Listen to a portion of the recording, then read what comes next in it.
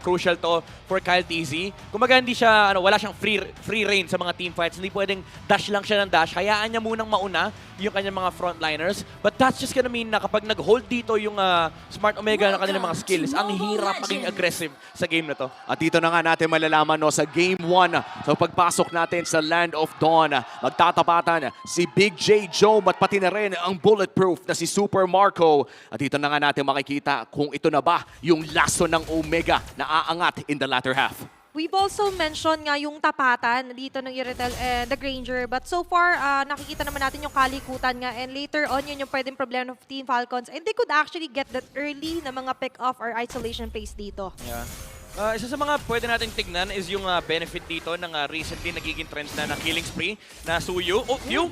Oh, medyo nakakabigla yan, Flicker, this early para na nga natin sa Team Falcons.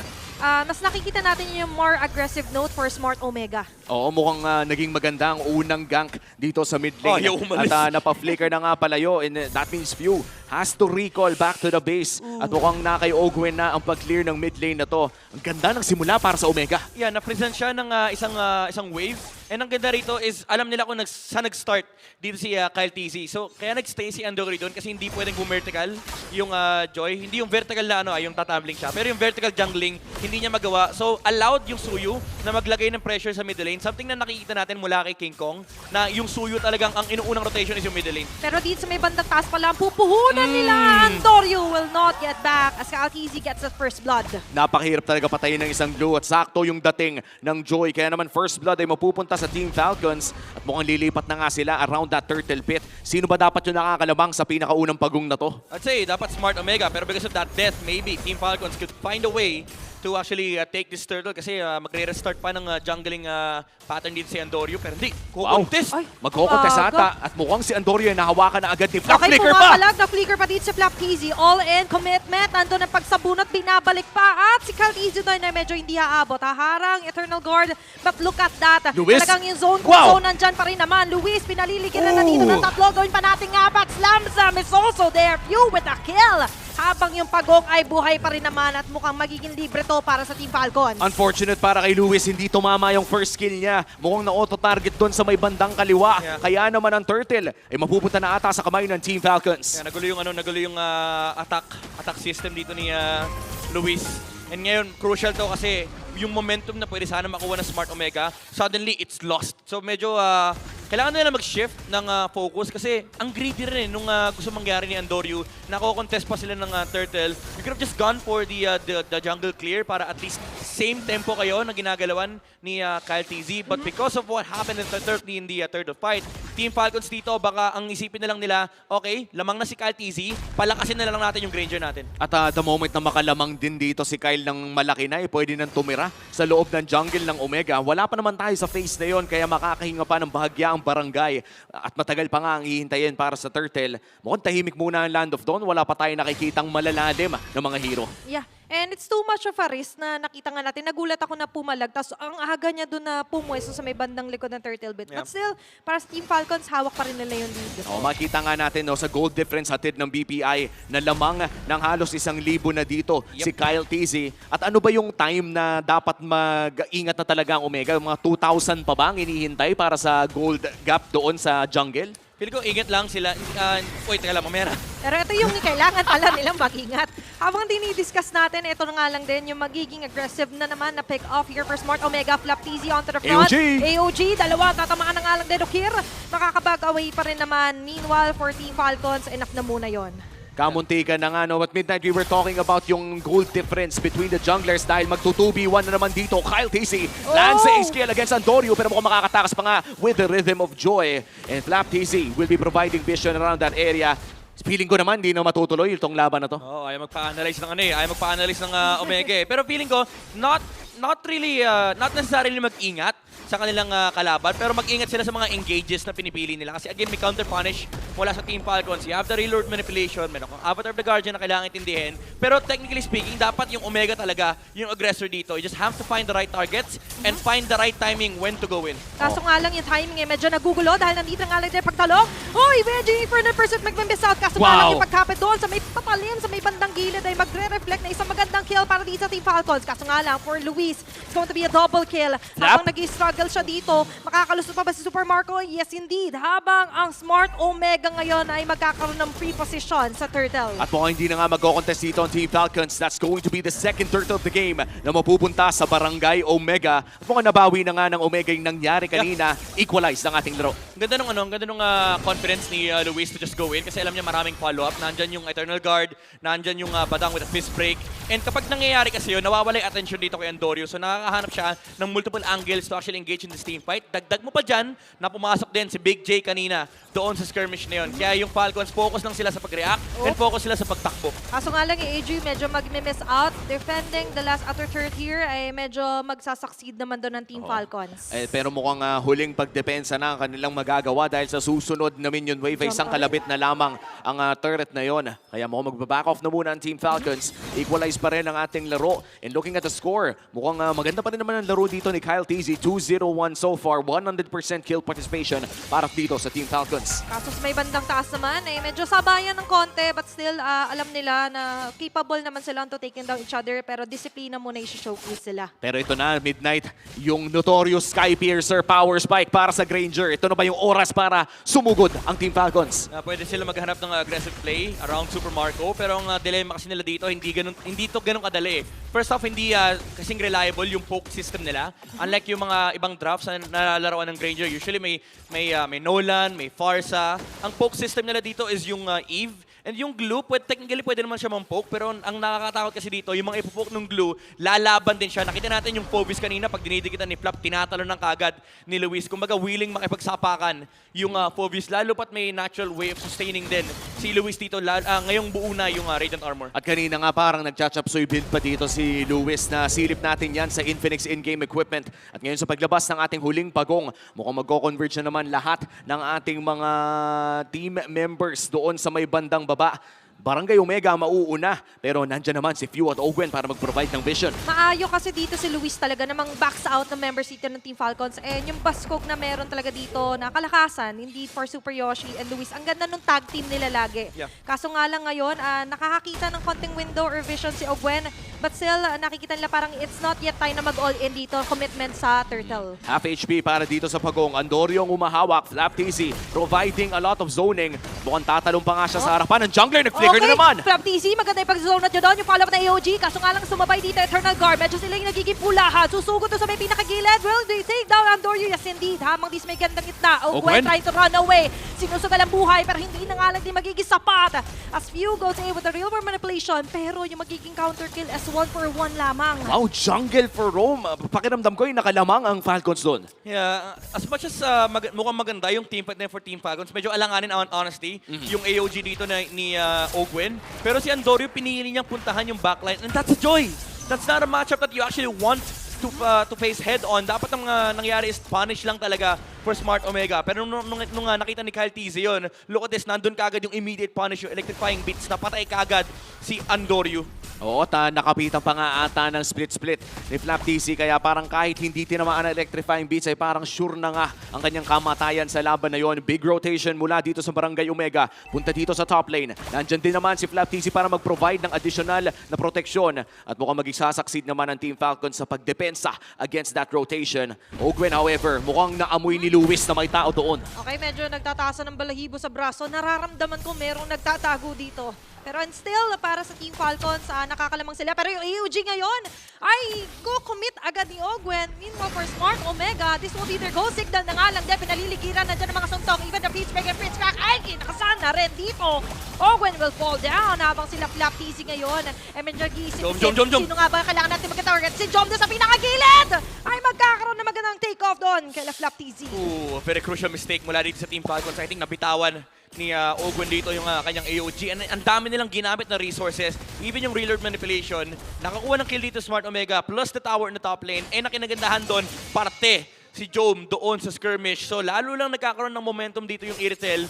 And heading towards the late game, even though may Joy, problem ng Smart Omega, malaki din yung farm ni Kyle TZ dito. So malaki pa rin naman yung impact ng Joy. Ang nagiging threat dito sa game na to is si Big J. Oo, nakita nga pa nga natin sa community prediction na iniisip ng mga tao na Team Falcons talaga ang makakalamang. But as we enter the 10-minute mark, ay napakaliit lamang po ng lamang ng Team Falcons. Silip tayo sa ating Infinix in-game equipment. In terms of power spike, parang solved na para sa pares na junglers. At napaka-importante nito dahil sinimulan na nga ng Team Falcons ang Lord Lewis. Might be in trouble, makakapag-back naman. Pero mukhang papasok dito si Joe. Okay. Super Yoshi, naghahanap ng angulo. But here comes Kyle TZ. Doon sa may pinakagilid na nga lang din medyo atras. Hinahanap pilit talaga ni Flap TZ dito sa Andorio, just trying to delay him as much as he can. Habang si Kyle TZ doon ay tatawid na nga lang din doon sa may bandang bakod. Pero still, andyan pa rin naman si Luis to protect him. Lord is still up for grabs. Hindi yata marireset ito. Hino-hold lang, hino-hover-over to ng Team Falcons. Sinasayawan pa ng dalawang teams pero mukhang mag-all in na ang Falcons! Okay, ito na nga lang din si Super Yoshi. Kaso nga lang, yung Lord ay makukuha pa rin dito na Smart Omega habang ang Team Falcons ngayon na susunod. AOG walang tatamaan, pero ang tatamaan dito na yung vibration ay si Luis pati ng alat si Super Yoshi.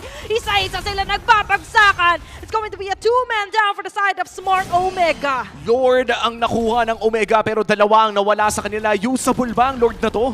Hindi nila magagamit and Falcons, ipupush pa rin nila yung advantage. But at the very least, napigilan na Smart Omega na makuha ng Team Falcons yung Lord. And Jom with a crucial steal. Akala ko nga libre na yung Lord for Falcons. Jom. Teka. Hindi nila alam to ha. Hindi nila ata nila alam. Okay. Ayun, nakapag-drive naman palayo. Tapos nagpa-emote pa. By the way, available sa shop yan. 109 diamonds lamang. At yung Lord ay lalabas na rin doon sa taas. At pwede pa atang magamit na doon barangay. Yeah, crucial yan kasi ngayon it's gonna push back Team Falcons pabalik sa kanilang base. Kailangan nilang lagyan ng 4 na tao itong Lord na to kasi pwede maghanap ng 5v4 engagement ng Smart Omega. Now, Kyle TZ, already, ang bilis nga ng response niya eh. Pinush siya kagad yung kabila para makasama siya dito sa Lord push ng Omega. Mo forward, Luis with a concealed play. Sino nga abutan yung Dark Wave? Tatama lang doon sa minion wave.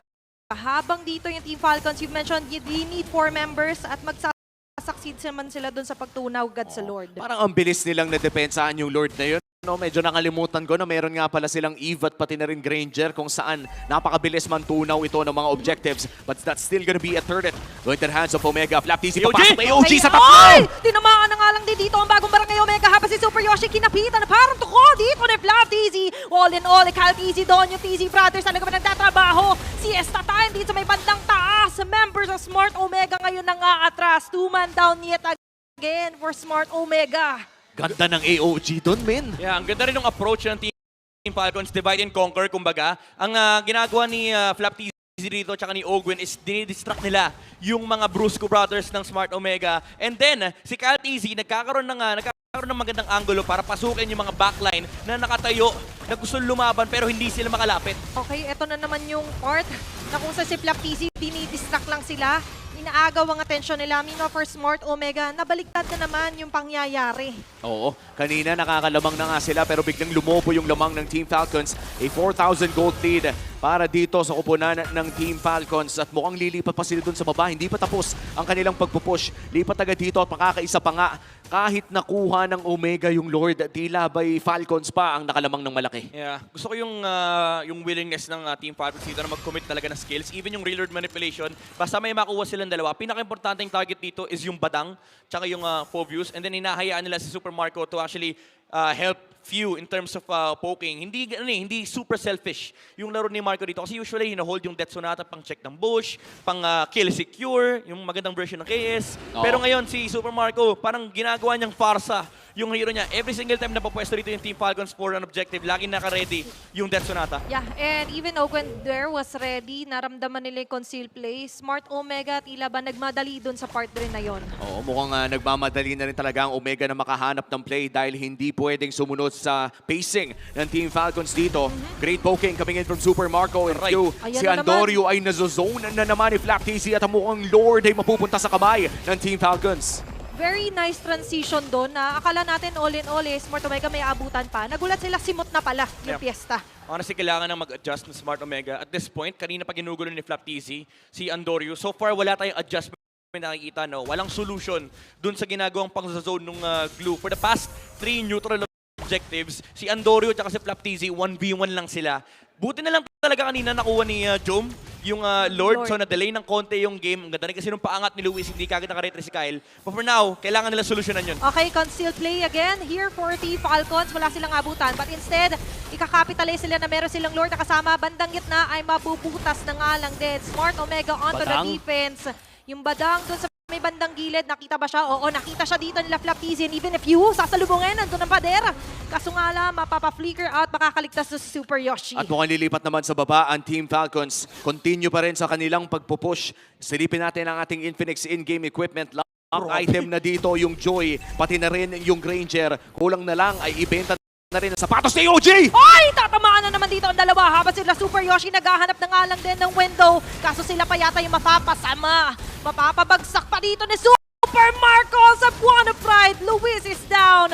Members of Smart Omega ngayon ay tila hirap na. At 5v4 ang senaryo dito. Hindi na ata magpupush pa ang Team Falcons maliban na lang kung aaurahan nila ang Omega. Sinimot na lang ata, pwede pa ata sa top. Meron pang minion wave na dala dito sila Kyle Easy. Sumasayaw-sayaw na nga lang din. Lajome and Andorio trying their best to defend the last bits of the inhibitor turret. May bandang taas, magsasucceed naman. Offline ubos story dito for Team Falcons. Again, yung commitment ng Team Falcons na mag-go sa team fight, mag-go sa plano, stick to the script. Ang kanilang laruan, AOG sa unahan, split agad for Flaptizi para mahuli nila may masabon kagad na buhok dito sa side ng Smart Omega. Ini-straighten niya Ini-straighten niya yung mga kulot na buhok. Dati, kung pwede lang diretsuhin din yung kanilang magiging target, gano'n na lang din yung ginagawa nila. Oh, and this is two inhibitor turret na nakuha na ng Omega ng Falcons rather. Isang minuto pa naman bago lumabas ang ating susunod na Lord. And thankfully for Omega, hindi pa ito yung Evolved Lord na napakahirap talagang patayin dahil 18 minutes pa ito dadating. Pero naninirahan na ang mga Falcons sa loob ng kanilang jungle. At hanggang ngayon ay nahihirapan si Andorio na kumuha ng sarili niyang farm. Yep. Pero ano na, full item na I believe. Dito yung Iritel. So, for Team Falcons, kailangan din nila mag-ingat sa kanilang mga engagement, sa kanilang positioning kasi once na makahanap si Jom no, ng magandang entry, especially against Super Marco, na meron namang Wind of Nature pero mapaproc din kasi kagad yan. I'm actually surprised na hindi rin nag-Wind of Nature dito si Jom. Instead, ang kinuha niya rito is yung Rose Gold, which is still nice Okay. versus these magic damages from Team Falcons. Ang ganda ng talon Okay, ni Yoshi! flicker, fish break. Kumasa na nga lang din with the fish crack. Habang dito si Ogwen naman ay tila ba ginagawang fish cracker ng mga Smart Omega. Andun ang pagtira ni Jom sa may pinakagilid. Free hit lang. Uy, Kaso ito! mahuli siya doon. Nila Ogwen and got easy. But without staring down member after member here, si Super Yoshi kinakapitan. Habang lilipat naman ng size sila dito, Flaptizi, hinahanap sila Andorio. Andorio makakauwi. But still it's going to be a 2-for-2 trade-off dun sa jungle. Very aggressive play mula dito kay Super Yoshi. Flicker burnt at mukhang ang Lord ay sisimulan na rin dito ng Team Falcons. Ito rin pala kasi may hirap no kapag may pushing kang wave. Kinailangan nila mag-back talaga na anon. Yeah, and also you have to commend Ogwen. Hindi siya natakot. Hindi niya ginamit yung kanyang taunt pang atras. Ginamit niya yun para mahuli si Jom kasi nandun din si Kyle TZ. That was a crucial kill. Kasi if hindi nila nakuha yun, baka Smart Omega pa yung unang nakapwesto sa Lord. Yeah, and kanina nga maganda na sana yung bukas doon ni Super Yoshi. But still, for Team Falcons, ang bilis talaga ng respo nila sa isa't isa din. At napakaganda no yung ginawa ng Omega sa simula noon, sadyang mabilis din lang Ayaw ang mamigay. kilos ng Team Falcons Grabe at to. ayaw na talaga mamigay dito ni Kyle TZ. 16,000 black item na kitang-kita sa ating Infinix in-game equipment at mukhang lalagpas pa nga ata ng 8,000 ang gold dito as we go on to the next big push para dito sa Team Falcons. Alam mong sobrang paldo na ni Kyle TZ, bumili na nose ng kulay blue. Oo. Otik na yan. Wala na mabili. Kulang na lang, bilhin niya lahat ng push. Stay hydrated. Kumbaga, ayon para sa Smart Omega, medyo na-dehydrate sila. Gusto man nila makaahon, pero sa hamon sa kanila ng Team AOG? Falcons, kaya na medyo mahihirapan sila. Lilipat tayo dito kay Super Yoshi and Kyle TZ. Habang dito sa may bandang gitna pala, tinatapos na. Bagong barangay. Kumpleto pa rin ang 5. 5 sa 5 ang dedepensa at o-opensa. May nakaangat dito minyo may sa may bandang gitna ng so matafan and nga ba for Team Falcons. Pero for Smart Omega, they're getting ready for the next wave. Hinihintay pa talaga nila yung big engage na pwedeng magmula dito sa Team Falcons. No flickers available. Si Okir lamang ang may flicker para sa Omega. Super Yoshi sa likod! Ay! Nahuli dito yung tatlo! Tumaksak na nga tatamaan din dito. Eternal Guard kasabay ng pagsakay ang buhay rin nila. Si Andorio magiging kapalit. Kyle TZ dito sinusundan ng ibang mga miyembro. But wait a minute, that was a very crucial setup play for Smart Omega. Sabi ni Super Yoshi, welcome to the Omega Timers. Ito yun eh. Yung mga moments na, ito yung sinasabi ni Chuck Uy, magkakamali din yan. And tatlo yung nakita ni Super Yoshi. Unfortunately, si Few lang yung bumagsak. And also, good play from Kyle TZ. Hindi naka-follow up doon yung Suyu kasi pinasok niya kagad. Si Andorio, nandun kagad yung electrifying beats, nandun kagad yung punish. Pero magandang warning shot yun ha. Oo. Mula sa Smart Omega, bigyan mo lang na matinding shot talaga sa Super Yoshi. And if nakapwesto lahat, could have been a disaster for Team Falcons. At lumalapit na rin ata tayo sa tinatawag nating game equilibrium kung saan na kahit lugi ang Smart Omega dito in terms of raw gold na hawak nila ay lumalapit na at lumalapit ang gap in between the items na nasisilip natin ngayon sa Infinix in-game equipment. 40 seconds bago lumabas ang ating Evolve Lord. This is the first Evolve Lord of the game. Ilang laro na ang ating napanood na nabaliktad lang ng Mapa ng Team Falcons. Even though hindi pa nasa-start yung slow push sa baba, actually maganda itong ginagawa ng Omega. Hino-hold nila para at least control nila yung pagbaba nitong side wave na to. Iiwan nila yung cannon and then maglalakad sila papunta no sa Lord. Tumataas na talaga yung game IQ ng halos lahat ng mga MPL teams. Kahapon nakita din natin no midnight na may isang team, I think it was Onyx Philippines, sa dinelay ng sobra-sobra ang pagkuha ng kanilang Evolve Lord. At yung mga Omega looking for an angle. Hindi nila alam kung nasan sila Ogwen, Marco, and Few. Pero mukhang si Lewis ay nakita na nila. Ayan na naman, may uhuli na namang isa. Ganda na follow the Eternal Guard with that gas. Habang di sa may bandang gitna, ginagas up lang ni Flap TZ. May ba mga members? Luis targeting Few from the back lane. John ang Infernal Pursuit. Dark Wave activated. Lahat ng pwede niya ibigay, binigay niya na yung force habang ibang mga miyembro naman dito ay nagbabay lang ng time para makadepensa. At si Luis Don kung gaano man siya kakunat ay pagtutulong-tulungan, maghahatian ng buong pamilya ng Team Falcons para ma-tore down siya. 2-for-1 exchange. Yun lang. Smart Omega, as much as sobrang ganda ng engage na nahanap dito ni Super Yoshi, when once again, na-control na naman si Jome. Na-taunt na naman yung Iritelin, hindi siya nakatakbo. And this is the downside na wala kang Purino kapag sprint ang kinuha mo. The moment na may kumabit talaga ay medyo wala ka ng choice and that will be the Evolve Lord na masesecure ngayon ng Team Falcons. Lumiit man ang kanilang gold lead, lumapit man ang mga items. Napakalaking tulong na mayroon kang Evolve Lord na sasama sa'yo sa susunod na push. Yep, ito na yung may mga pagputok, ito na yung may mga kidlat.